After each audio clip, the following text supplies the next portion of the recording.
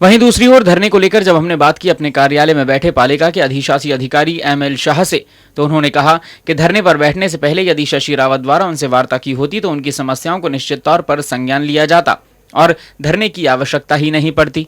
इतना ही नहीं, ईओ के मुताबिक शशि रावत की जो मांगे हैं उनमें से अधिकांश जांच के लिए गई हुई हैं और जो पालिका स्तर की हैं उनका निस्तारण बैठकर किया जा सकता था और अब भी किया जा सकता है। वहीं इस दौरान अधिशासी अधिकारी ने शशि रावत से धरना समाप्त करने की अपील की और बातचीत के लिए निमंत्रण दिया।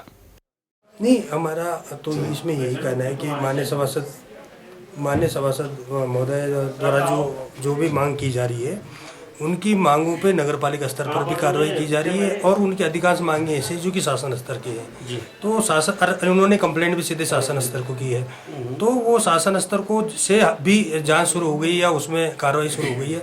शासन स्तर से जो भी हमसे कागज मांगे गए हैं, जो भी अभिलेख मांगे गए हैं, वो हमने शासन को प्रेषित कर दिए हैं। ठीक है, तो अब कुछ शासन स्तर से जो भी निर्णय आदेश जो भी पारित होते हैं उनका अनुपालन किया जाएगा पालिका स्तर। सवाल उठता है, कुछ मांगे हैं जो शासन स्तर की हैं, कुछ सवाल है और आरोप ऐसे हैं जो यहाँ के स्तर के हैं, जैसे कि टेंडर का उठा देना, अवैध पार्किंग बना देना, उसके 2 महीने बाद उस पार्किंग का टेंडर करना, लकड़ी खरीद वन विभाग से आनी चाहिए थी, किसी व्यक्तिगत व्यक्ति से खरीदी जा रही है। ये तो लोकल निर्णय है, ये तो इसके लिए शासन का तो कोई इन्वॉल्वमेंट ही नहीं है। तो ऐसी स्थिति में क्या आप मानते हैं, कहीं ना कहीं कोई गलती हुई है?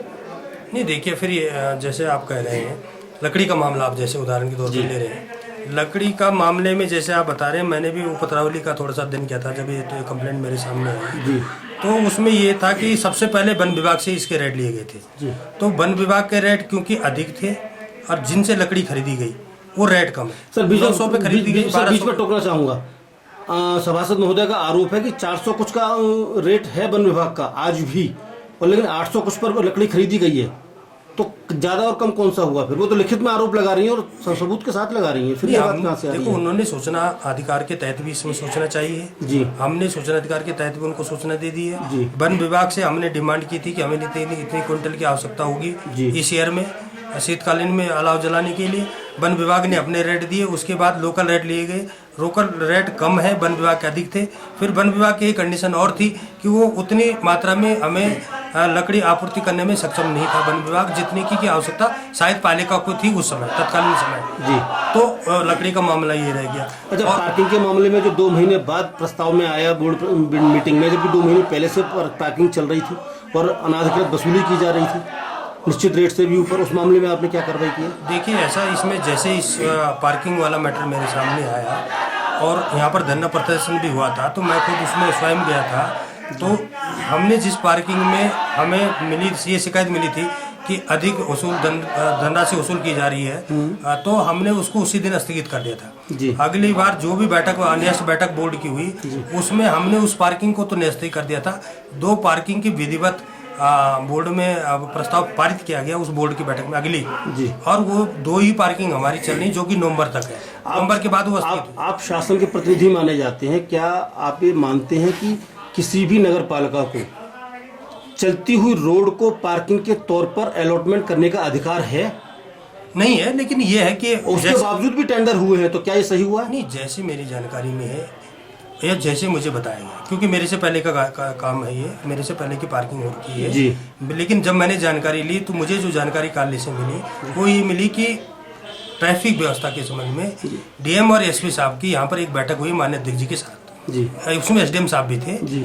और उसमें ये डीएम साहब ने और एसपी साहब ने ये कहा कि पार्किंग के बढ़ाव को देखते हुए, पार्किंग की सुविधा को देखते हुए, पार्किंग की व्यवस्था को सुचारू रूप से संचालित रखने के लिए, ट्रैफिक भी ना हो उसको नियंत्रण करने के लिए इन रोडों पर भी पार्किंग की सुविधा नगर पालिका अपने स्तर से दे दी। सर, मैं उस मीटिंग में मौजूद था, पूरी रिकॉर्डिंग मेरे पास है। ना डीएम साहब की ना एसएसपी साहब की कहीं भी इस तरह का कोई भी कमिटमेंट नहीं है और ना स्टेटमेंट है कि सड़क को अगर पार्किंग पर दे दिया जाए। माना कोई अधिकारी किसी अल्प सुविधा के लिए इस बात का करता है, तो क्या शासन स्तर पर इसको मान्यता दी जा सकती है? आप शासन के प्रतिनिधि हैं नगर पालिका में, मैं वही सवाल कर रहा हूँ। क्या आपको उसका विरोध नहीं करना चाहिए था? ये शासनादेश के खिलाफ है? क्या कोई भी अधिकारी शासनादेश के खिलाफ जा सकता है? उसको अधिकार है? नहीं है, बिल्कुल नहीं है। तो वही चीज मैं पूछ रहा हूँ आपसे। तो जब बैठक में उसका टेंडर को लेकर के जब प्रस्ताव रखा गया था 2 महीने बाद, जिसमें हंगामा भी हुआ था कि ये अवैध चल रही है, तो आपने उसका विरोध क्यों नहीं किया? नहीं, हमने बिल्कुल उसको बोर्ड की बैठक में रखा, ऐसा नहीं। प्रस्ताव रखा गया था उसका। हमने बोर्ड का प्रस्ताव रखने का विरोध आपने क्यों नहीं किया? प्रस्ताव आया कैसे? शासनादेश के खिलाफ कोई प्रस्ताव क्या बोर्ड में आ सकता है? आप देखिए ना, आप मेरी बात को समझिए। मैं ये कह रहा हूँ कि जैसे ये प्रकरण मेरे सामने आए हैं, वैसे हमने माननीय बोर्ड की बैठक में इस प्रकरण को रखा, और ये प्रकरण ऑलरेडी शासन स्तर पे चल रहा है कि पार्किंग अवैध रूप से हुई है। इसकी इंक्वायरी शासन स्तर से भी हो रही है, ये नहीं कि मेरे स्तर पे हो रही है। तो मेरा फर्ज ये बनता था कि कोई चीज अनलीगल हो रही है, बोर्ड अनलीगल प्रस्ताव पास कर रहा है, उस बात को संज्ञान में, गवर्नमेंट की संज्ञान में लाना। लेकिन वो बात ऑलरेडी गवर्नमेंट की संज्ञान में, और ऑलरेडी गवर्नमेंट उसमें निर्णय देने वाली है। चलिए, अंत में आप क्या कहना चाहेंगे, क्या अपील करना चाहेंगे सभासद महोदय से और मसूरी की जनता से? मैं सबसे पहले तो माननीय सभासद महोदय से ये अनुरोध करूंगा कि उनकी जो भी समस्याएं हैं वो आए और बैठें, और हमसे मेरे स्तर पे होगी तो मैं उसको सॉर्ट आउट के पूरा प्रयास करूंगा। यदि माननीय अध्यक्ष जी के स्तर का होगा तो उसको माननीय अध्यक्ष जी के सम्मुख ले जाया जाएगा, और उनकी जो भी दिक्कतें, जो भी समस्याएं हैं, उसका हम निराकरण करेंगे, क्योंकि वो हमारे बोर्ड की माननीय सभासद है, और हमारा फर्ज है कि उनकी डिमांड को, जुनून समस्या को हल करना, और पब्लिक हित में जो भी वो कहती है उसका निराकरण करने में उतनी सहभागिता हमारी भी है जितनी की उनकी बनती है।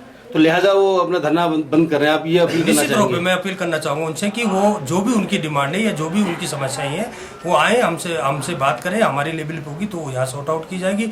अगर वो माननीय अध्यक्ष जी के स्तर पे होगी तो हम प्रयास करेंगे कि माननीय अध्यक्ष जी से भी अनुरोध करेंगे कि वो उनकी बात को सुने और उनकी जनून मांगों को वो पूरा करें। शुक्रिया, धन्यवाद।